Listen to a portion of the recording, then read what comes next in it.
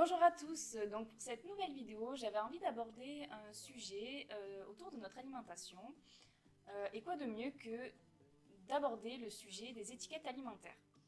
Dans cette vidéo, on va vous apprendre à lire les étiquettes alimentaires, à les comprendre et aussi à éviter les failles. Pour parler de ça avec moi aujourd'hui, je suis accompagnée de Kali, qui est diététicienne nutritionniste et qui va pouvoir nous parler un peu plus de ce sujet. Salut tout le monde!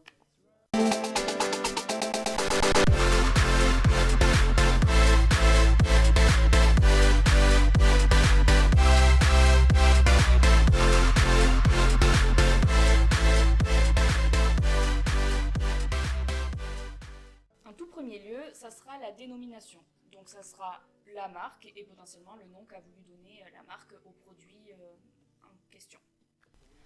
En second, nous avons le poids. On va pouvoir différencier deux sortes de poids. Le poids brut, qui est l'ensemble de l'emballage et de tout ce qu'il y a à l'intérieur de l'emballage. Et ensuite, nous avons le poids net, qui correspond à tout ce qui est consommable à l'intérieur du produit. En troisième, il y a aussi le service client, où il y a en général un numéro de téléphone que vous pouvez contacter en cas de problème, ou même une adresse pour envoyer un courrier. Vous pouvez aussi trouver site internet ou adresse mail à cet endroit-là. En numéro 4, on va avoir la liste des ingrédients. Pour ça, ce sera Kali qui va nous en parler plus profondément. Les ingrédients, on va les retrouver sous forme de liste, du plus présent au moins présent, donc par ordre décroissant. Par exemple, sur ce paquet de céréales, on va retrouver de la farine, du chocolat, des noisettes, du sucre, du sel. Mais on peut aussi retrouver des mots qui sont un peu plus barbares, comme par exemple la maltodextrine, qui fait partie des sucres cachés qu'on peut retrouver dans certains produits.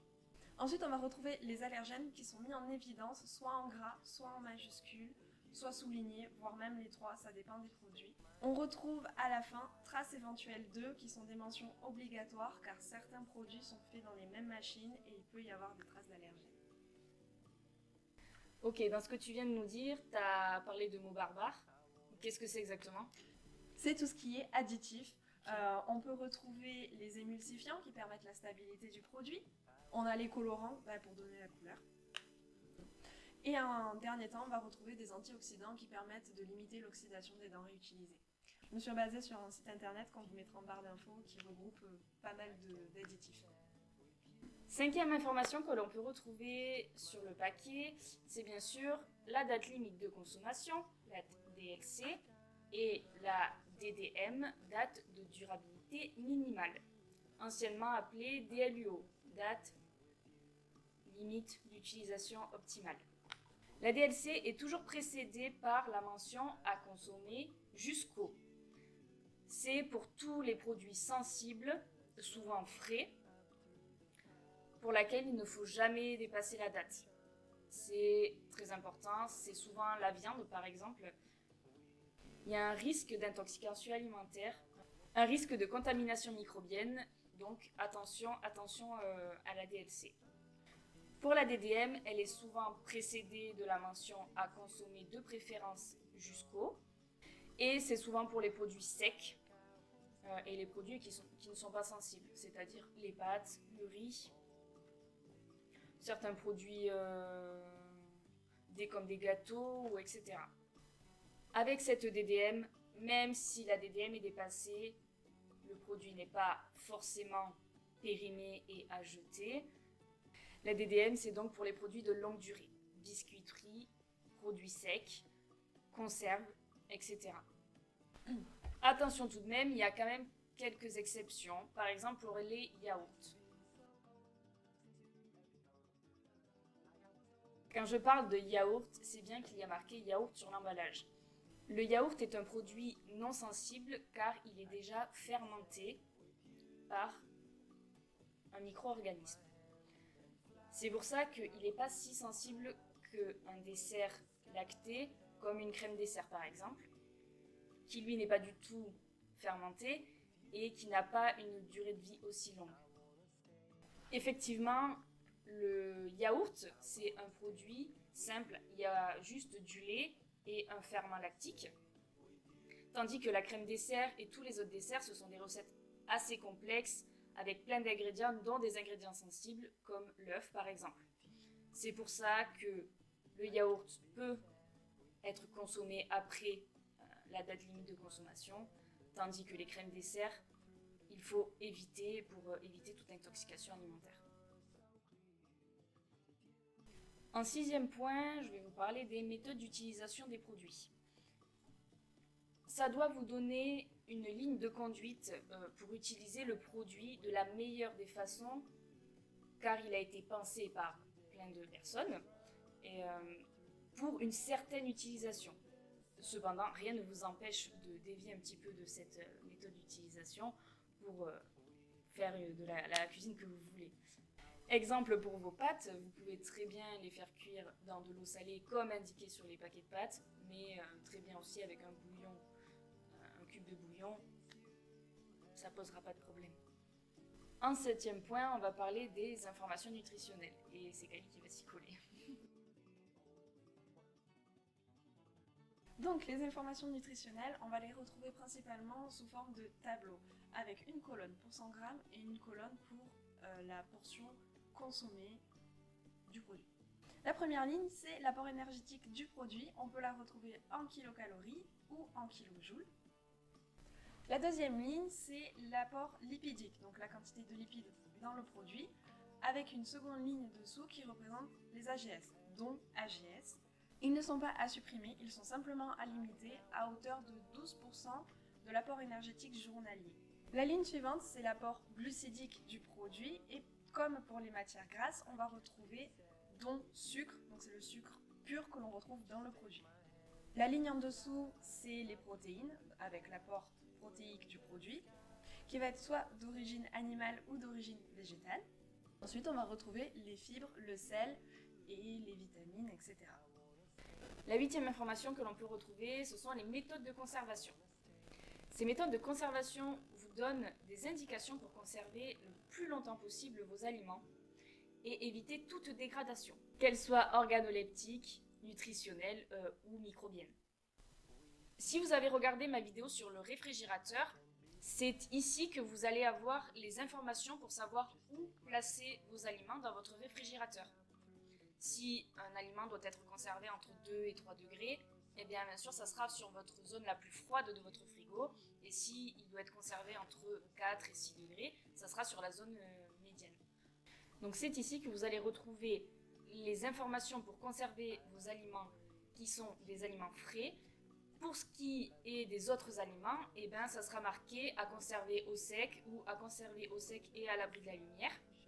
Chaque produit aura une indication de conservation, qu'il soit sec ou qu'il soit frais ou tout autre produit.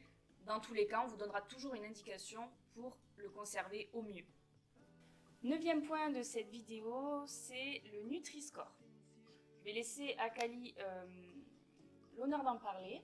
Le Nutri-Score, c'est quelque chose qui est assez récent et qui n'est pas obligatoire sur tous les paquets. On va le retrouver sur la face avant du produit avec les lettres A, B, C, D, E qui vont du vert jusqu'au rouge. Mais attention, pour pas que les informations que le Nutri-Score nous donne soient erronées, on ne peut pas l'utiliser n'importe comment.